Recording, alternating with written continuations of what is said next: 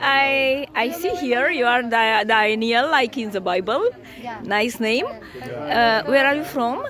I come from Germany, Cologne, so near Cologne. the Rhine River. My name is Salomea, means peace. I am happy to meet you. I would like to ask you some questions. Did your expectations were fulfilled on this? Are you the organizer of? I'm one of the organizers. I belong to Democracy International. Yeah. And fundamentally, I always say if we really work for peace, democracy, human rights, it's never enough, but I'm always very happy to do this with many people around the world. So it was, I think, a huge success here in Bucharest. Me too, I believe, and I am very optimistic about your future projects. So, where will be your future forum, global forum? Next forum will be in Botswana, so former Rhodesia, the country of many elephants. Some say even too many elephants. And there's a very peaceful, it's a very peaceful nation with a long-lasting, very stable democracy. Of course, Botswana is a typical African country. There are also people living as for centuries, and there is the main capital city. But I think it will be a very exciting forum. Who will organize this forum? There are many organizers, or only your organization? No, a forum on modern, direct and participatory democracy is organized by always many groups and people. So, but Democracy International, the Swiss Democracy Foundation, also the Swiss government is helping us to organize such a forum. And of course, there must be a host. And this time, or next time in 2025, there will be even the national government, the president of Botswana will invite us to talk about African perspectives of developing society, democracy, peace, freedom. Lovely. I am so happy to hear that you will deal also with peace. What is a link between peace and modern democracy, dealing with participatory and direct democracy? Yeah, so peace and democracy are not directly interlinked. Also in democracy sometimes people can fight, can have hard discussions, but hopefully keep to the rule of law, and then finally peace returns. So I think what we mean by peace at the end is non-violence. It's not good to have always peace, because sometimes problems are hard, sometimes we face tough decisions, then we have to be rather in a fighting mode. And so, if, for example, if a person sees another person doesn't get her or his right, then we have to fight for the right of this person. But of course, non-violence. And that's the idea of democracy, to have a way to... It's ahimsa. We can fight without violence, like Mahatma Gandhi did. Yeah. He get rid of English people in a very peaceable way. Yeah, I so think wise way, not fighting. Non-violence fighting. Yes. Invented by Mahatma Gandhi. So I always say we have to fight also in our thinking. We have to have clear thoughts, and we have to have vivid discussions, and people have to understand there are so many perspectives, so many ideas. So I'm happily married to a wife, to my wife Manon. But we have, of course, sometimes fights, but happily almost never was violent fights. So that's really nice. Yes. Do you think that our human nature is conflictual, or is an harmonious and loving nature? What is our nature? I think human nature? the nature of humans is at first freedom, and if you are free to be a self-declaring personality, so animal just follows its nature, and they are very peaceful animals, like the elephants in Botswana. So mostly elephants are very, very peaceful. A tiger, of course, is hunting, and wolves are fighting about food, but they are very social animals. But the human, this is our nature. We have a conscious mind. We have a self, and so we have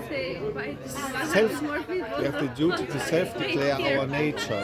That's maybe an abstract concept, but so you cannot say the human equals a peaceful animal or violent. So, and if you compare us with apes and what people sometimes do, evolutionary ideas, I think it's stupid at the end. So you have to decide whether you want to be a peaceful person or not. Right. That we are the consciousness. Ourself. I am is a consciousness. So we are everything. So we can this freedom to choose to be peaceful, to be loving. Yeah. Yes, we can choose to be what we want to be. Yeah. Even war is also consciousness, but is in a wrong way utilized. And democracy is a product of our consciousness. Thinking and everything, yes. Yes. So I think that we have the freedom to choose, as you tell. Yeah. This is Without this, democracy wouldn't make sense, because if it means that we rule ourselves all together, so we have to take decisions. What about an international convention or constitution for a federal structure? What do you think? Or You mean European? federal Yes, structure of the coping. globe? Of Yeah. the globe? Of the globe, taking into account that we have a precedent in a European Union constitution. Yeah, this year Immanuel Kant's birth, we celebrate 300 years. Immanuel Kant, he wrote a very famous piece, the everlasting peace for the globe. And of course, if we do not have rule of law and social ideas on even on the global level, then there will be no peace. So we have to achieve this, like we have achieved women's rights, women's suffrage, and so on. People say this was never done, so why should it be done? So there's always the conservative argument. This will never happen. We can never have an international order which brings peace to the globe. But I think we have to fight non-violently for a peaceful international order. I think we have to cooperate and collaborate. This is the right word. Not fight. Let's cooperate. Let's work together. Love each other and fulfill this mission on this earth. To get there are interests of nationalism and they are not always peaceful. I don't think we have to violently overcome nationalist movements, but nevertheless there will be some fighting to change mentalities. Change mentality and the idea that only the nation gives you security and only a strong leader gives you security. This is still a discussion we have to do worldwide. Yes, of course, we link humane security with peace and national security. It's a competitor for humane security. They said, okay, we could be a priority, but for us it's more important national security. Yeah. Actually, we have a seven-level question. You have to find your own security. Every person is a democracy for itself. You have an inner parliament. There is even maybe a right winger in myself, a leftist, a environmentalist, and consumer and producer. So then if it comes to the family, there's a level, the groups, then the cities, the regions, the countries, the transnations like the European Union and so on. And then finally you have the seventh level, you have the global perspective. So we need 7 levels of freedom. Yeah, I totally agree with you. Yes, of course.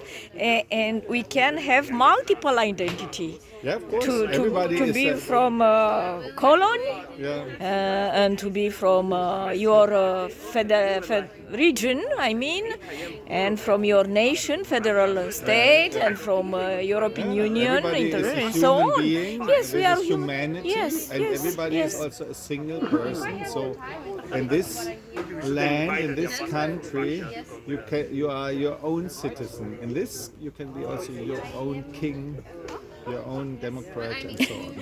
Yes, so, we don't need hierarchies. Thank yes. you so much. Okay. Me too. I love your answers and even questions, and I hope that we can collaborate in the future. I'm an advocate for human rights and democratization, and also a counselor, diplomatic counselor for European affairs and international. Thank you so yes, much. maybe we can done something together for this World Federation, which will bring eternal peace, like our beloved. Yes. For example, says we want to have a worldwide citizen initiative.